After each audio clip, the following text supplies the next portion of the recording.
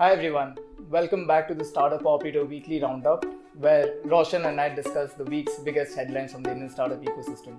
It has been a really fantastic week, and Roshan, what do you think about our new studio? Pretty cool, right? I Yeah. mean, we have the same Zoom background. Finally, we got it together. Yeah, it took us 2 years, but yeah, why not?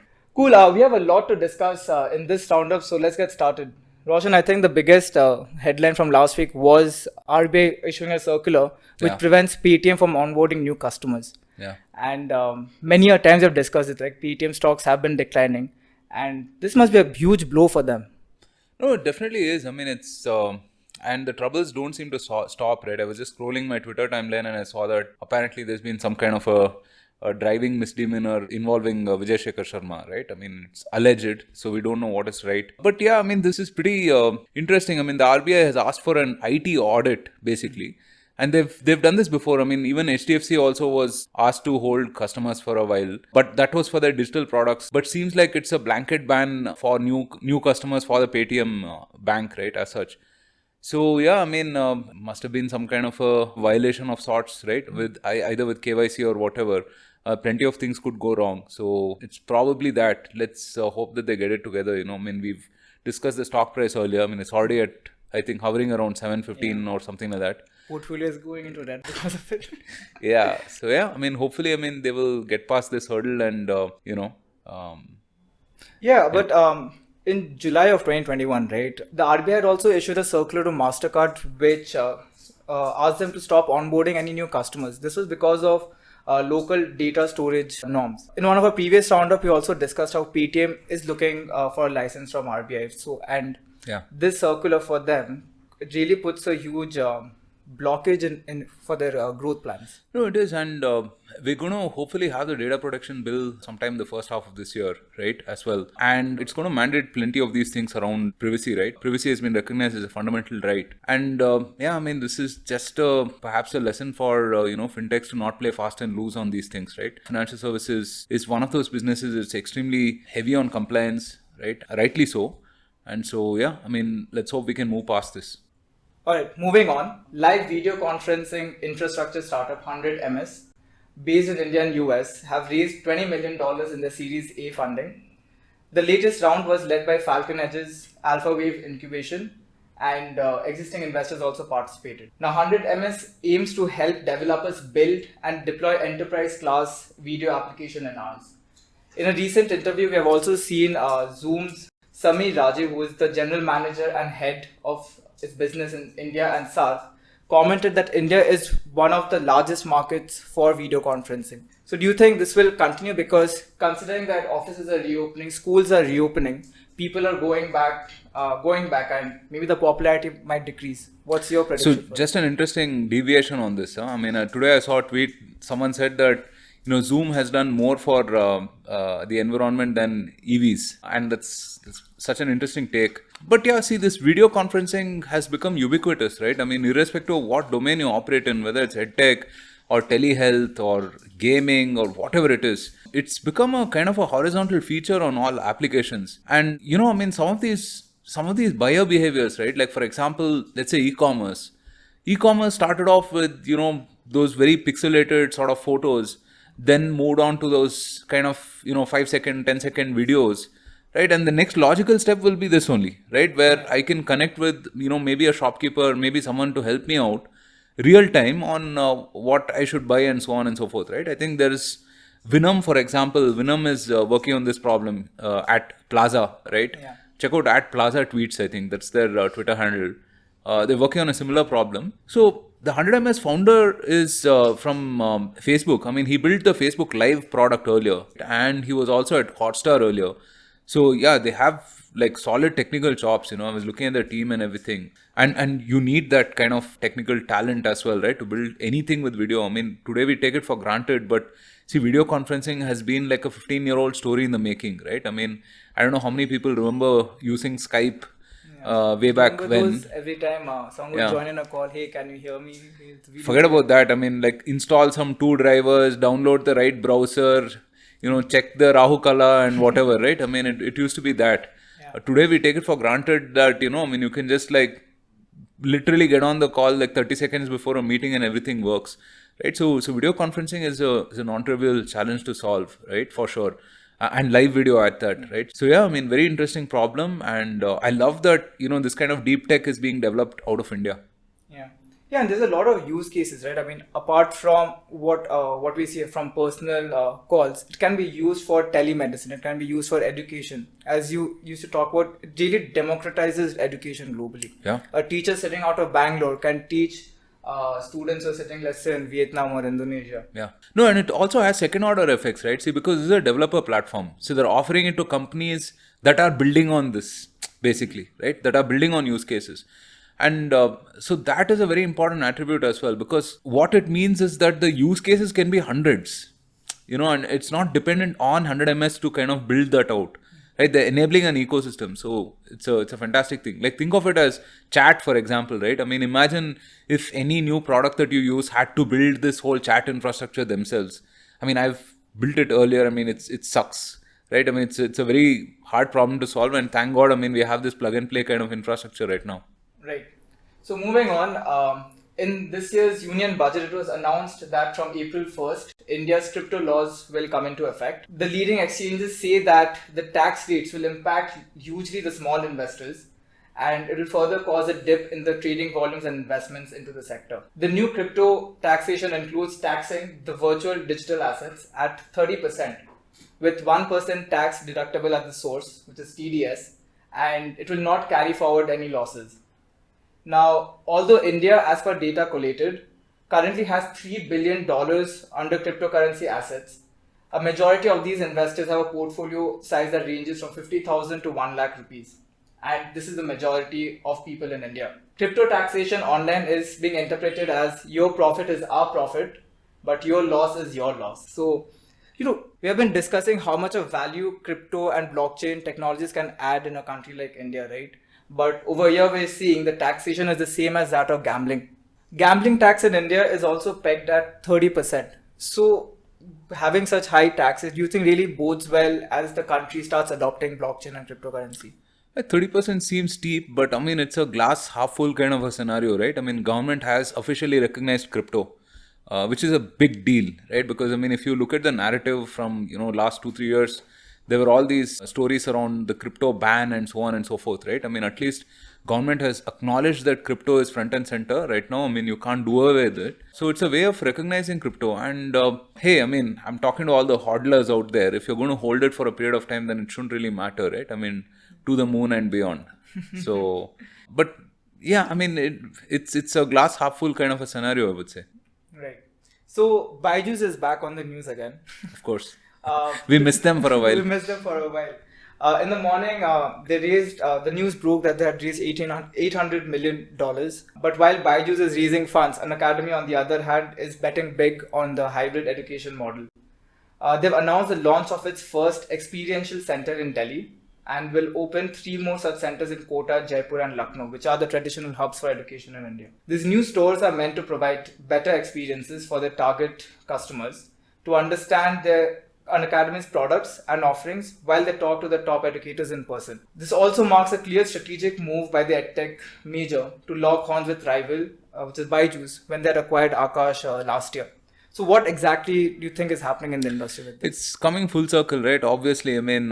brick and mortar to online, back to brick and mortar, exactly. By the way, out of that 800 million, around 400 million is from Byju Ravindran himself. So the founder is investing in his own company. 400 million. I mean, plenty of people are asking where the money is coming from. Obviously, it's a leverage on his existing shares, I suppose, right? But yeah, I mean, it's a huge vote of confidence. I mean, so showing that, he has raised his own stakes in the company. I think Byju and probably the family owns around 25% of the company right now, right? They will raise plenty more for sure. Well, in the case of Unacademy, it's the case of a full circle, right? I mean, you went from brick and mortar to online to brick and mortar again. And this is something that's required, because see, for us, it's a matter of availability heuristics, right? We think online and edtech is huge. It is huge, of course, and it has huge potential. But according to the statistics, it's like 1.5% of the total education spend in India, right? So which means that बाकी सब कुछ offline ही है, right? So they will have to go out there and they will have to plant themselves in these different places to capture market share, right? So yeah, I mean, I expect plenty of this to happen. In fact, I mean, very interestingly, I was seeing all these Xerox shops, right? I mean, photocopying shops, all of them have this Unacademy and Byju and whatever branding everywhere right now. So yeah. Yeah, and also, I mean, we discussed, right, how a lot of the marketing activities and customer acquisition promotional material had come under a lot of scrutiny for being called as misleading, being called as very, it was like very aggressive, right? And Unacademy step on like opening stores where people can actually go know more about the products. It's trying to reach out to more customers to educate them about what the product offerings are. So do you think this will actually help change the whole image? Yeah, for sure. I mean, if people are more accessible, right, then obviously, I mean, I can understand more about the product, and also hopefully, people have that clarity before really investing in these classes. Yeah. So let's talk about Ather Energy, who had recently announced a partnership with Bharat FIH, which is the Foxconn Technology Group. And this partnership will help the company enhance its manufacturing ecosystem to meet the strong market demands. It plans to increase its annual production capacity to 1 million scooters, install around 5,000 fast chargers across the nation, and increase its network to 600 stores over the next 3 years. Well, of course, with the Ukraine-Russia war, petrol prices have been skyrocketing. And when EV came to the foreground, we had predicted that by 2030, majority of the vehicles in road will be electrical. But what's happening right now, I think it will just happen in 2 to 3 years' time.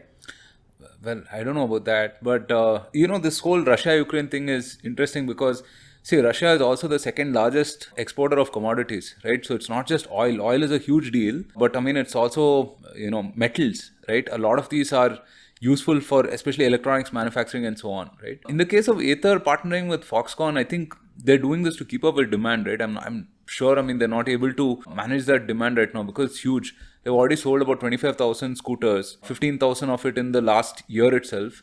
And Ola is like sniping at their heels right now. Obviously, people have fans on either side in terms of, specs and range and this and that, whatever it is.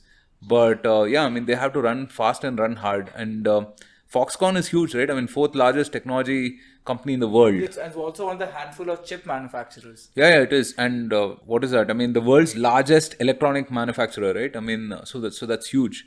Also, one of the largest private employer in China, right? Yeah. So this is definitely going to give them a solid capacity, because obviously Foxconn's got the best know-how in terms of how to get this going, right? I mean, Foxconn is also an Apple partner, for example. So yeah, I mean, it also gives them a stronghold, right? As you mentioned, Ola today is struggling to to deliver the vehicle, whereas Ather is still ahead of the game. I mean, yeah, it's a really interesting to see. But apparently Ola is catching up. I mean, again, right? I mean, the vehicle registration data says one thing. Bhavesh has clarified something else. And maybe there are 3 or 4 other opinions on this. But apparently they are catching up. All right, let's see how that pans out. So last week, 2 new companies have filed papers with SEBI to go public. These companies are EbixCash Limited and Navi Technologies. EbixCash is a market leader in international remittance based on gross transaction value and foreign exchange. And it had clocked a profit of 230 crore rupees in the last fiscal year. This is a 91.36% growth in revenue in the same period of time. Navi Technologies, of course, was started by Sachin Bansal, who pioneered the entire e-commerce revolution in India. And his company reported a consolidated profit of $9.2 million with a revenue of $17.8 million. Now, this is in just 21 months of its launch. Now, this is big, right? I mean, companies are breaking records. Yeah. So Ebix is actually interesting. I mean, while I was preparing for this, I was just looking at their products and everything. So 20 plus years in existence, 5,000 crores of revenue, and they've only raised about $35 million in funding. Right? Yeah. So proper old school guys. And it seems somewhat like a conglomerate, I mean, they have financial services, tech, travel, and so on, right? So they have various kind of products and services across these 2-3 different domains. And Navi, I mean, I think we spoke probably, 2 roundups back that, I mean, it's a smart way of like not diluting too much, and then IPOing at this point. And also, I mean, the fact that, it'll simplify a lot of the compliance also, right? Considering that it's a financial services holding company of sorts, right? I mean, I don't know if Sachin has said this earlier, but he wants to be the HDFC of the future, basically. Right. He's right? trying to rebuild the entire banking ecosystem from a digital perspective. So obviously it has perks of being a public company, right? I mean, there's greater scrutiny, greater audit and everything. And so some of these licenses and everything will probably become simplified. Right. So let's talk about the other headlines from the week. US-based venture capital firm Bessemer Venture Partners announced a $250 million of dedicated capital to invest in Web3 project. It will focus on consumer, DeFi, infrastructure and other enabling technologies. And Cred Avenue is the latest addition to the Unicorn Club after it raised $137 million in Series B. And this round was led by Insight Partners. The round also increased the valuation by 3x to 1.3 billion. And it is also the fastest fintech unicorn in India. Pretty crazy. Yeah, it's just in 2 years' time. They also had the largest Series A check, $90 million. Wow. By Sequoia. Yeah. Even Kukufm and Atlan has raised fundings. We have interviewed the founders in the podcast. Do check those episodes out.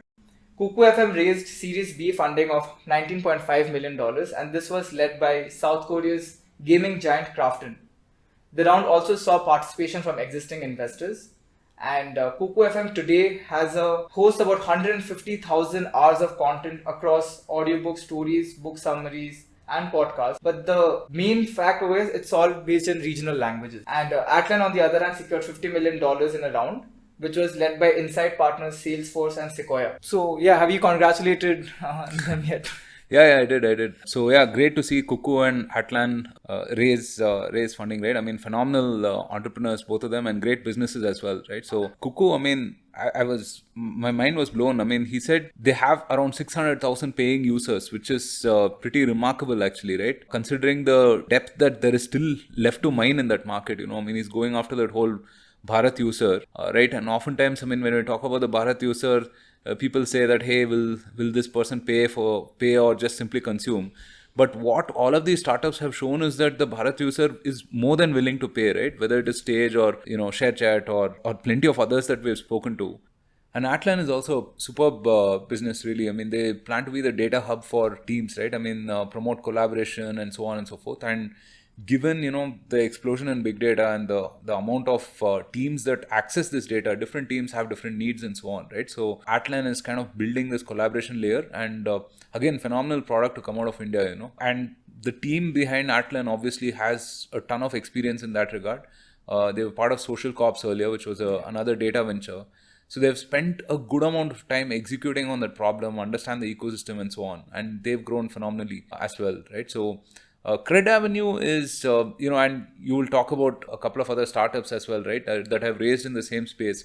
Look, India is such a credit-starved nation, right, that there is just so much scope to build in this space, Cred Avenue basically is a marketplace for corporates seeking debt, right? And at the same time, it connects them with banks and NBFCs and other financial enterprises that are lenders, basically. And they have a huge software platform as well, right?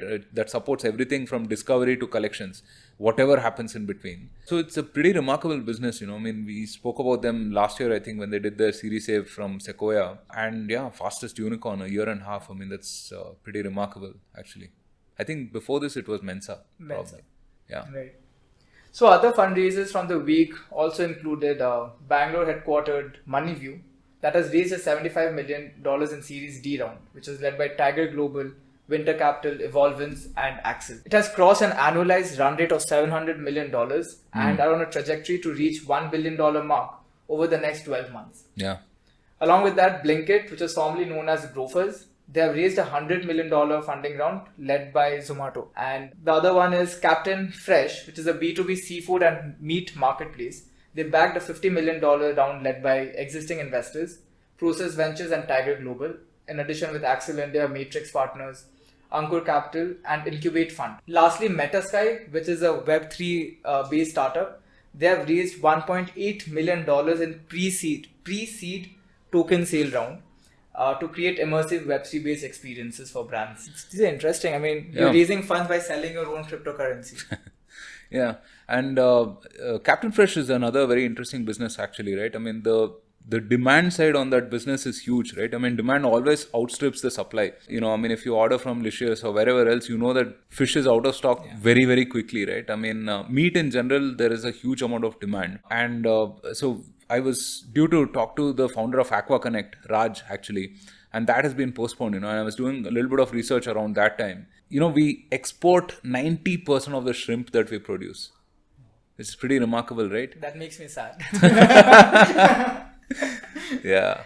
So yeah, I mean, there's just a lot of scope to build a good business on sound fundamentals there, right? So that and the lending startup that you spoke about is pretty interesting as well. I mean, they're kind of like a lending cart type of a business, right? They offer loans in about 5-10 minutes, and I was seeing some of the user reviews also. Pretty remarkable, actually. Personal loans, you can imagine, right? I mean, it's a nightmare to kind of get these loans. Crazy interest rates and also like crazy compliance and all of those things. But yeah, I mean, these guys are simplifying it a great deal.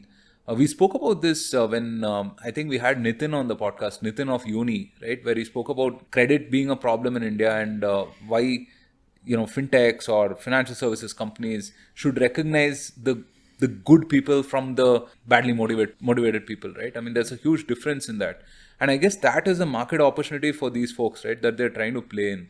Whether it is the creds of the world, whether it's the, Credit Avenue or this lending startup, etc. All of them are trying to play on that, basically. Yeah, and the numbers are huge. I mean, Credit Avenue, I think, has disbursed 100,000 crores worth of loans, apparently, right? So anywhere between 50 crores to 3,000 crores ticket size. So which is pretty remarkable, actually. Yeah. So last year I was watching this documentary on YouTube which shows the growth of RuPay, right, and how it became such a huge name in India. And it was started with the entire intention of getting the entire population into the organized financial services system, right? So as that number grows, of course, we're seeing rapid adoption for it. That is, it's a very, very important innovation. It's such a fundamental innovation, right? See, we've had 2 years of COVID, right? And all of the targeted welfare and everything that's happened because of the Jan Trinity, actually, Jandan, Aadhaar and Mobile, right? And RuPay was one of those key innovations within that, right? So yeah, I mean, that's at that time, when it was first introduced, I think 2014 or 15, people said, who will hold money in these accounts and so on and so forth. Today, I mean, I think the total amount was, I think, some $18 billion or something, right? Which is significant. And also what happens with the GST, with this Jandan and everything, you have people entering the formal economy. Right. So which doesn't just mean taxes. I mean, it also means stuff like this, right? Targeted welfare. So look at what's happened in COVID, for example, right? Whether it was money to, let's say, farmers, money to migrant workers, all of this was possible only because of this. Otherwise, I mean, there was this whole Rajiv Gandhi saying that out of the 1 rupee that we spend, only like 10 paisa reaches the masses or whatever. So yeah, I mean, it's a pretty remarkable innovation. So I'm actually reading a pretty interesting book called A Nation to Protect by Priyam Gandhi Modi. Interesting name, right? Gandhi and Modi. Yeah, but it's a fantastic book, really. I mean, she talks about the last 2 years and how we have kind of handled COVID, right? What the government has done, and it's amazing. I mean, I think maybe 5-10 years from now, people will write case studies about it. Very, very factual and also very comparative, right? I mean, not just talking about India, but what's happening at that moment of time, let's say in the US or in the more developed countries as well, right? So, fantastic book. You guys should go and definitely check it out. Yeah. So, very interesting tweet was put out by Sridhar Vembu sir last week. He says, in our 25 plus years experience in business, we have seen companies come and go. Companies that looked very powerful externally, that stagnate and crumble. The reason is cultural decay within. For that, he says the reason is cultural decay within. So how does that happen to seemingly very successful companies? He then goes on to outline a few reasons. There is a startup religion that preaches ultra-fast growth measured weekly. A religion pushed by people who have never built long-term durable companies themselves and VCs who love the model. Such extreme growth obsession exacts a long-term toll. Another reason is excessive growth addiction hides the fact that there is only so far you can push before people break. The damage can be subtle. It is easier to paper over the damage by professionalizing the environment under the theory that one professional is substitutable by another. But what's your take on it, though? Yeah, no, I mean, by the way, I mean, Vembu's wisdom after a long time. After a long time. Yeah, no, Vembu sir has been sounding an alarm on this for a while, right? And rightly so. I think both Sridhar Vembu and Nitin of Zero there, right? I mean, they talk about the virtues of not really, taking on a lot of funding and then like growing at all costs, right? I mean, there is definitely a lot of value in what they're saying, right? Because and as we cover all of these fundraisers and whatnot, I mean, I do feel that entrepreneurs are a lot more mature right now. I mean, I've seen the 2014, 2015 time, right? I mean, when there was a bit of optimism on the consumer internet side of things, there were all kind of fancy metrics, GMVs, app installs, all of those stuff, and people tried to hack and do crazy things. But yeah, I mean, all of them got wiped out, and today when I talk to young entrepreneurs, yes, they're a lot more aggressive, they're a lot more ambitious. Yes, they want to raise a lot more money and probably grow their company in 5 years versus build for 15 years and so on. But I do feel that they're a lot more mature, man. I mean, if you look at some of these guys, right, they are thinking about revenue, they're thinking about profits and so on, right? And what last year also showed was that you had this IPO route as well, right? So there is definitely that, and the fact that the problems these guys are picking on is like humongous, right? I mean, if you look at 2014, 2015, probably somebody wanted to solve a parking issue, or somebody wanted to solve I don't know what it was, right? Pan and cigarettes. Problems. And right now we see startups are diving more into fundamental stuff. Yeah, credit for example, right? Fundamental things. So I think the nature of problems they're solving is huge, complex, and just plenty of headroom, right? So all of that put together, I do feel that even though this alarm is warranted, right, for sure, I mean, there is some amount of froth in any market always, and this alarm is definitely warranted, but I do feel that people are smarter, and there are a lot of reasonable people in the ecosystem who are building good businesses. Yeah. So let's talk about some of the upcoming episodes. Roshan, last week you spoke with Jen and Swapan of Haptech. How did those conversations go? Both fantastic conversations. I love talking to Jen about sales. I think she is really erudite. She knows what she is talking about, right? And she works with plenty of Indian SaaS founders on this whole go-to-market for the US and stuff, right? So, it was an hour-long conversation. We'll probably split it up into a couple of parts and put it out sometime next week. Definitely a must check out for anyone interested in B2B sales, enterprise sales and so on, right? SaaS sales and so on. Plenty of different facets that we covered on founders, customers, and salespeople itself, right? The conversation with Swapan was pretty great. I mean, I spoke to him about plenty of the stuff that's happening on the conversational AI front, right? I mean, we've had Rashid of Yellow and Aman of Cogno earlier, and just that whole conversational AI space, right, is pretty interesting. I mean, it's gone from just being like all of this service center automation bots to today, I mean, being about customer delight, driving upsell, cross-sell, increasing share of revenue with customers and so on, right? I mean, it's and plenty of amazing things are happening on the tech front as well with NLP, AI and whatnot, right? So Swapan is a hardcore techie, so he tried to water down everything in the best way possible, and we also ended up talking about culture, actually, startup culture and so on, something that he is deeply passionate about. And look, Haptech is a phoenix. I mean, Haptech, they were founded, I think, in 2014. This is one of the first AI, WhatsApp-based AI bots. Yeah, they were, actually, they started off as this everything for you kinds, right? I mean, think of Dunzo today. Yeah. They were this bot that, you could book a cab from, you could order food, you could get your clothes ironed if you want from a neighborhood. Virtual assistant. Everything, right? I mean, think of it that way. It was like a Jarvis. They have pivoted. I mean, since then they've pivoted to the enterprise. I mean, so they're now building bots for businesses and so on. And 2019 they were bought over by Reliance as well. So yeah, phenomenal founders, and they have great ambitions now, being part of that whole Reliance juggernaut, right? So both of these conversations are fantastic. I think people will have fun listening to these. Right. So yeah, that is for this week's roundup. Do check out the episodes we're putting out this week. And of course, every time we're trying to do something new with every conversation, and if you think we're doing it the right way, or if there's a way we can improve on that further, do let us know via our Twitter and LinkedIn channels. Also, don't forget to subscribe to our WhatsApp link. You'll find that in the description below. Do like, share, comment, and subscribe to our YouTube channel. And Roshan, thanks so much. And don't forget to rate and review on all of your podcast platforms, Spotify, Apple, and so on and so forth, so that more people can discover awesome content. This was a fun experiment, This is a fun Gunjan. I think we should do this live, after maybe like another 30 takes. Yeah. Alright, folks. So that's all from our side. See you again next Sunday. See you guys.